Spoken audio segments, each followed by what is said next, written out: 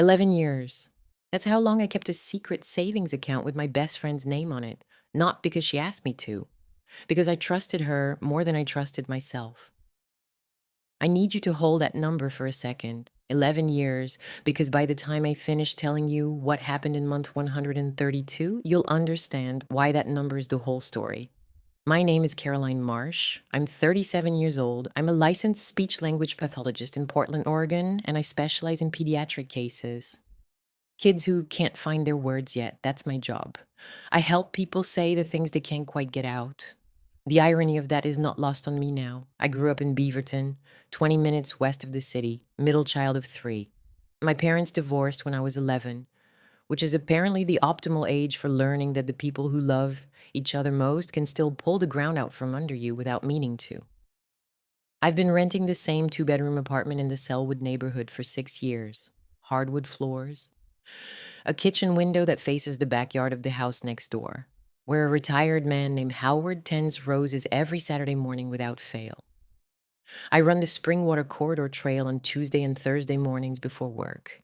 I make my coffee with a ceramic pour-over my mother gave me. I keep my finances in a spreadsheet I update every Sunday night, which my friends used to tease me about. Nadia used to call it my anxiety spreadsheet. Nadia Kovac. We met during our clinical placement year at Oregon Health and Science University. She was 24, I was 23. We were thrown into the same pediatric rotation and spent the first week comparing notes in a hospital cafeteria over bad sandwiches. And by week 3, we were finishing each other's sentences. The kind of friendship that feels less like something you build and more like something you discover. As if it were already there, waiting. She was the maid of honor at my wedding in 2014. I was in the delivery room when her daughter Petra was born in 2018. She is the person I called when my marriage ended in 2020.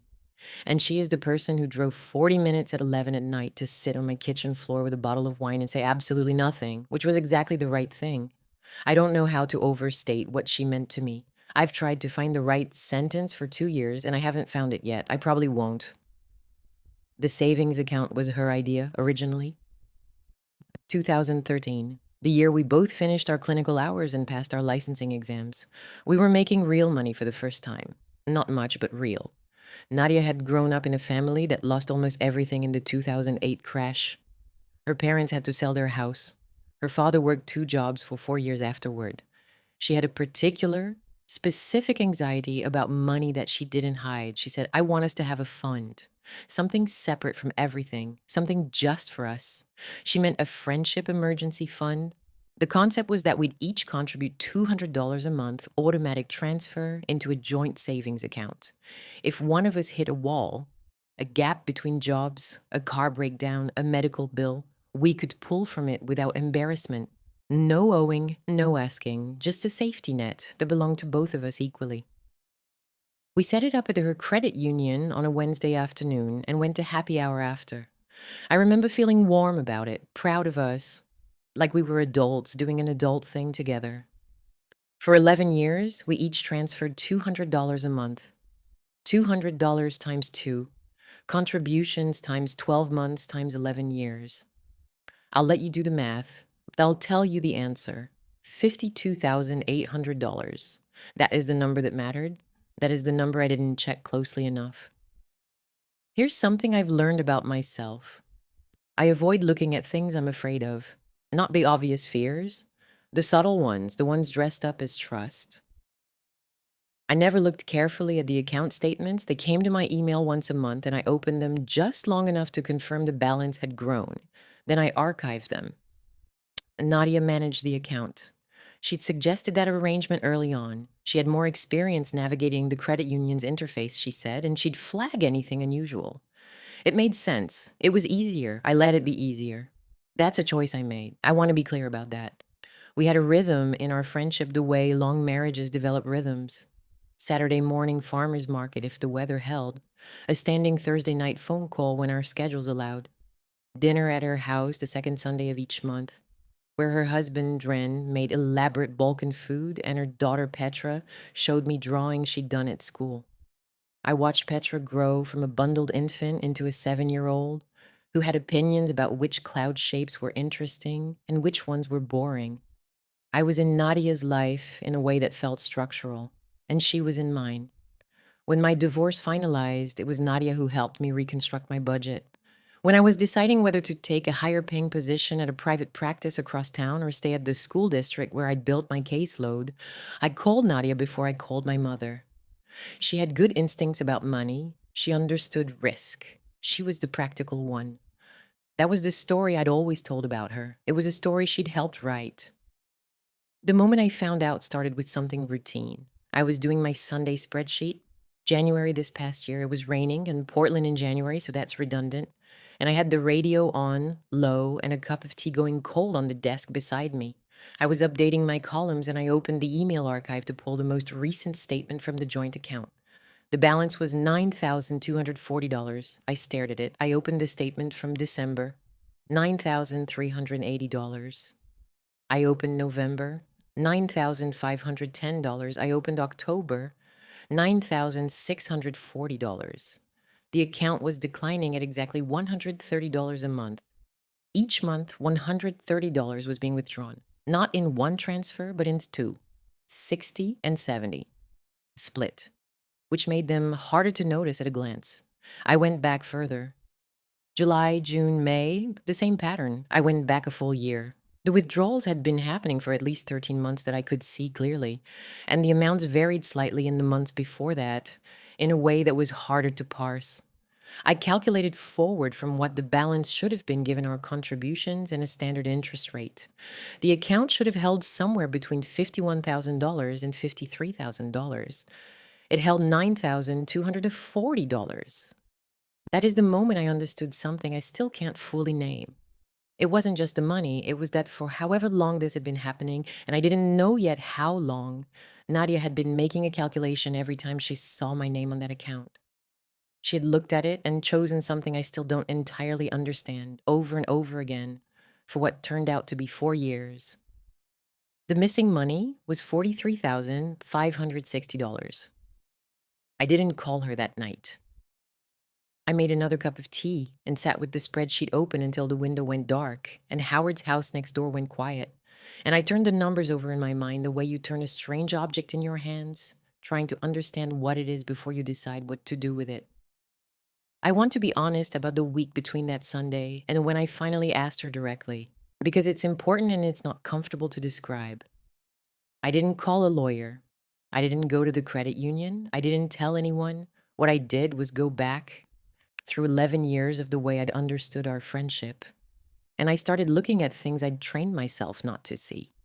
The vacation to Costa Rica in 2022 that Nadia had said she was funding on a bonus. The kitchen renovation she and Dren had done in 2021. New countertops, new appliances, a whole reconfigured layout.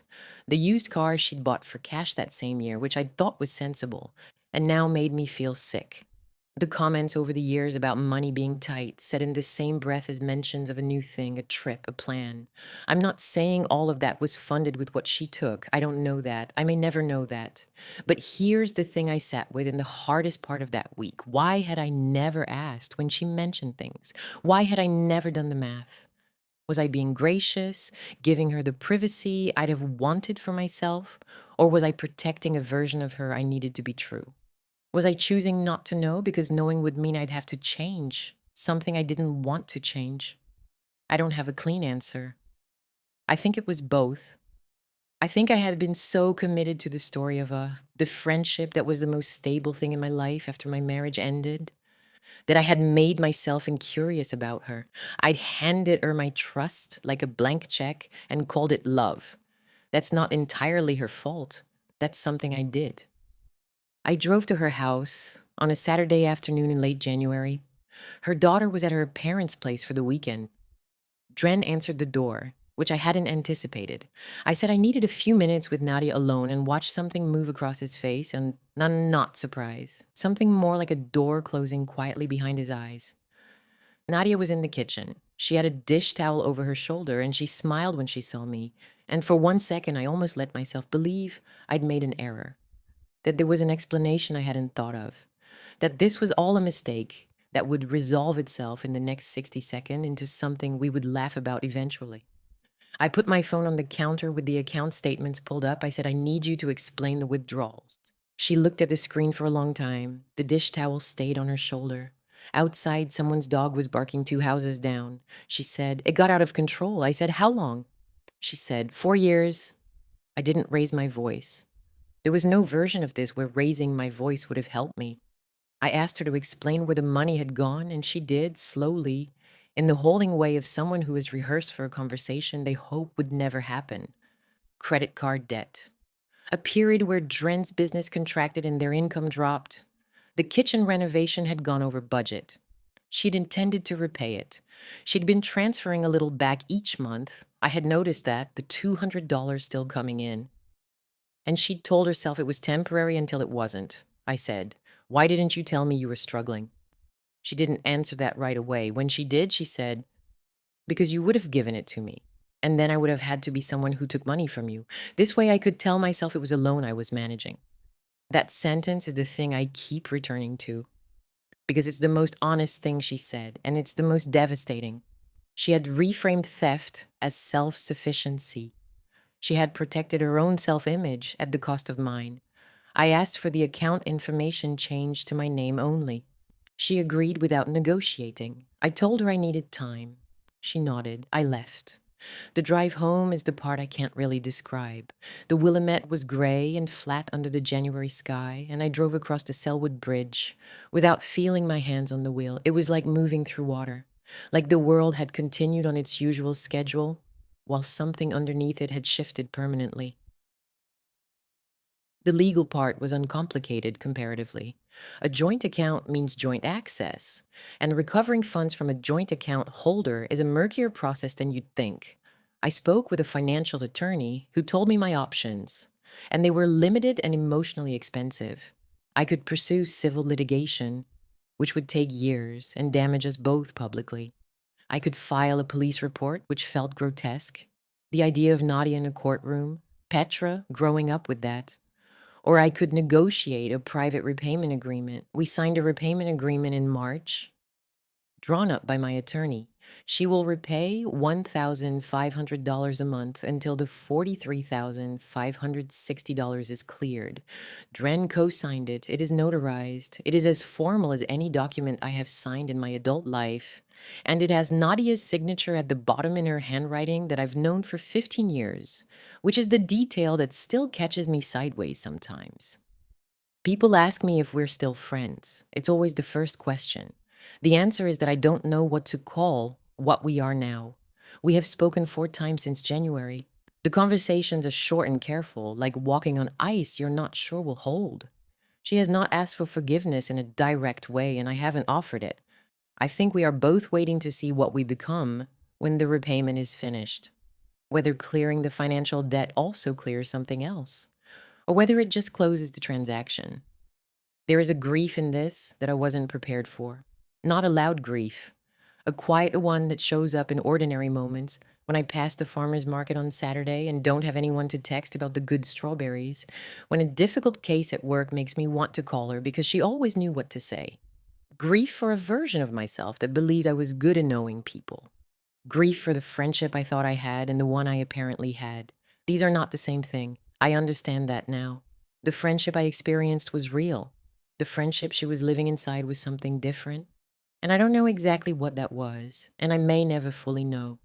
Friendship, like a tree that looks solid from outside, can be rotten at the core for years before anything shows. You don't know until it falls. What I want to say to you, Amne, and I mean this is the part that actually matters to me, is that the most important question I've asked myself in the past year isn't, how could she do this? It's what was I getting out of not looking? Because there's always an answer to that question. There's always something we protect by not asking. Sometimes it's comfort, sometimes it's identity. The story of ourselves as loyal, trusting, forgiving people.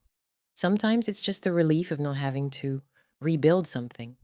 If there's a relationship in your life where you've stopped looking closely, because looking closely might change what you see, I would gently invite you to ask yourself, what is the cost of that choice? not the cost of looking. The cost of not looking. The account is in my name only now. The balance is growing back slowly, $1,500 at a time. I still do my Sunday spreadsheet. I open every statement. I check every line. Some lessons are expensive. The important ones usually are. But the thing about expensive lessons is that you tend to keep them.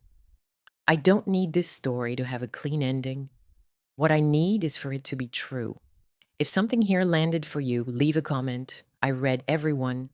And if someone you know is making themselves incurious about someone they love, maybe this is the story to share with them tonight.